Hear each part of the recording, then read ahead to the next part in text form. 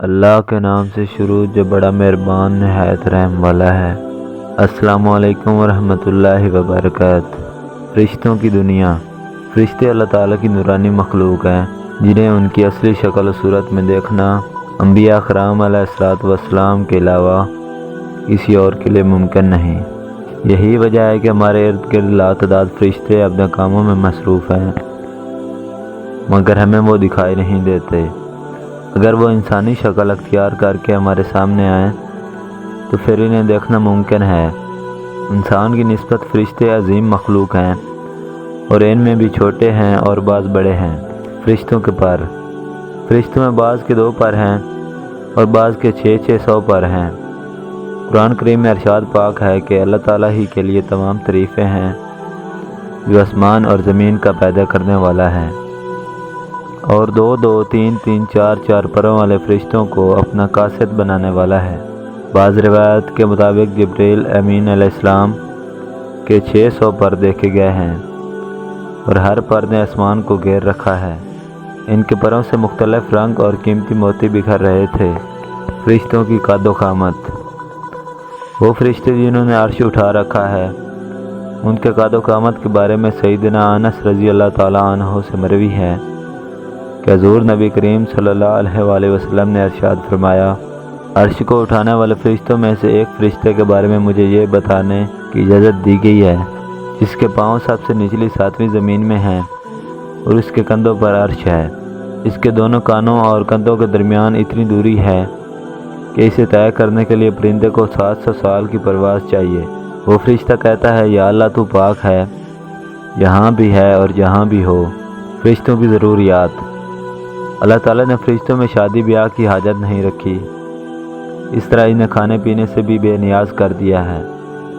اس کی وضاحت قرآن مجید میں مذکور سیدنا ابراہیم علیہ السلام کے اس واقعہ سے ہوتی ہے جس میں ہے کہ ابراہیم علیہ السلام کے پاس فرشتے آئے تو آپ علیہ السلام ان کے لیے فوراً گوشت لے کر آئے مگر انہوں نے اسے تناول نہیں کیا۔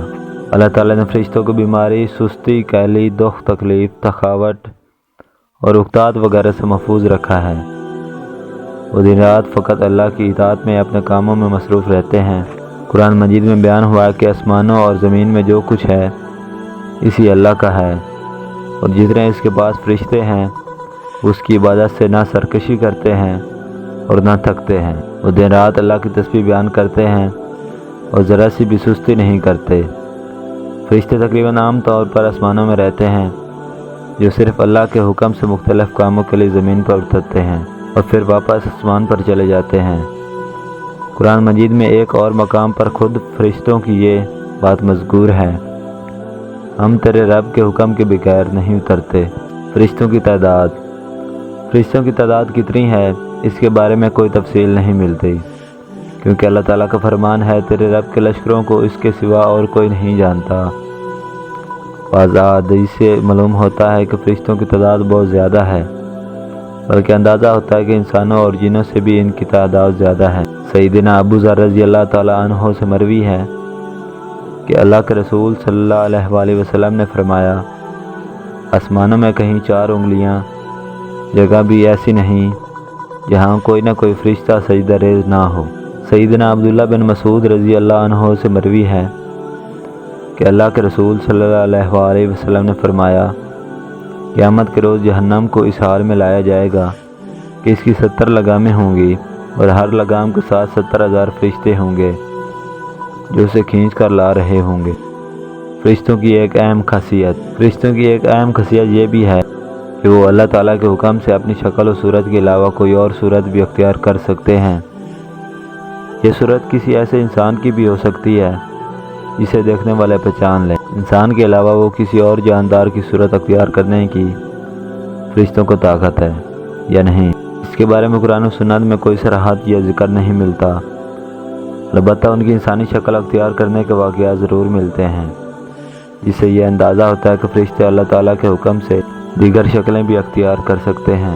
سیدنا ابراہیم علیہ السلام کے پاس فرشتے انسانی شکل میں آئے اور ابراہیم علیہ السلام نے ان فرشتوں کو پہچان نہ پائے۔ پھر فرشتوں کے بتانے پر آپ علیہ السلام کو معلوم ہوا کہ یہ انسان نہیں ہیں بلکہ فرشتے ہیں۔ سیدہ مریم علیہ السلام کے پاس جبرائیل امین علیہ السلام انسانی شکل میں تشریف لائے تھے، اور جبرائیل امین علیہ السلام سوائے 2 مرتبہ کے ہر مرتبہ نبی کریم صلی اللہ علیہ وآلہ وسلم کے پاس انسانی شکل میں تشریف لائے۔ فرشتوں کی طاقت۔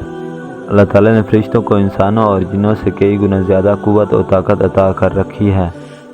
حضور نبی صلی اللہ علیہ وآلہ وسلم نے جب طائف کے مقام پر وہاں لوگوں کو اسلام کی دعوت پیش کی تو آپ صلی اللہ علیہ وسلم پر وہاں کے لوگوں نے ظلم و جبر کی انتہا کر دی، اور حضور نبی کریم صلی اللہ علیہ وآلہ وسلم کو لہو لہان کر دیا۔ تو اس مقام پر سیدنا جبرائیل امین علیہ السلام تشریف لائے۔ انہوں نے آواز دی اور کہا کہ اللہ تعالیٰ حضور نبی کریم صلی اللہ علیہ وآلہ وسلم کے بارے میں آپ کی قوم کی باتیں سن چکا ہے، جو انہوں نے آپ کے خلاف اقدام کیا وہ بھی دیکھ چکا ہے۔ آپ کے پاس اللہ تعالیٰ نے پہاڑوں کا فرشتہ بھیجا ہے، آپ ان لوگوں کے بارے میں جو چاہیں اس فرشتے کو حکم دیں۔ اس کے بعد پہاڑوں کا فرشتہ مخاطب ہوا، اس نے حضور نبی کریم صلی اللہ علیہ وآلہ وسلم کو سلام کیا، پھر عرض کی اے اللہ کے رسول، آپ جو حکم دیں گے میں اس کی تعمیل کروں گا، اگر آپ چاہیں تو میں دونوں طرف کے پہاڑوں کو ان پر لا کر ملا دوں جن سے یہ پس جائیں گے۔ اس طرح جبرائیل امین علیہ السلام کی قوت و طاقت کے بارے میں قرآن مجید میں ہے۔ انہیں حضور نبی کریم صلی اللہ علیہ وآلہ وسلم کو زبردست طاقت والے فرشتے نے سکھایا ہے جو زور آور ہے۔ فرشتوں کا نظم و ضبط۔ فرشتے اپنے ہر کام میں نظم و ضبط کی پابندی کرتے ہیں، جس میں کسی قسم کی کمی بیشی یا سستی اور کالی وغیرہ کا مظاہرہ نہیں کرتے۔ جن فرشتوں کی جب اور جہاں ڈیوٹی شروع ہوتی ہے وہ اس وقت وہاں پہنچ جاتے ہیں اور اسے احسن طریقے سے سر انجام دیتے ہیں۔ فرشتوں کی موت۔ جس طرح انسانوں کی پیدائش اور موت کے مختلف مراحل ہوتے ہیں، فرشتوں کے لیے یہ مراحل نہیں ہیں، یعنی دنیا میں نئے انسان پیدا ہوتے ہیں اور پہلے موجود انسان فوت ہوتے رہتے ہیں، لیکن اس کے برعکس جب اللہ تعالیٰ نے فرشتوں کو پیدا کیا ہے تب سے وہ زندہ ہیں، اور قیامت قائم ہونے تک جب تک اللہ پاک چاہیں گے وہ زندہ رہیں گے۔ تب تک اللہ تعالیٰ کی طرف سے انہیں جو ذمہ داریاں دی گئی ہیں انہیں احسن طریقے سے وہ پورا کرتے رہیں گے، لیکن جب قیامت آئے گی تو یہ فرشتے بھی موت سے دوچار ہوں گے۔ پھر ایک ایسا وقت آئے گا جب کائنات میں اللہ تعالیٰ کے علاوہ کوئی چیز زندہ نہ رہے گی۔ اس صورتحال کو قرآن مجید میں اس طرح بیان کیا گیا ہے، زمین پر جو ہیں سب فنا ہونے والے ہیں، صرف تیرے رب کی ذات جو عظمت اور عزت والی ہے وہی باقی رہ جائے گی۔ اس طرح ایک اور مقام پر ارشاد ہوا کہ ہر نفس کو مرنا ہے۔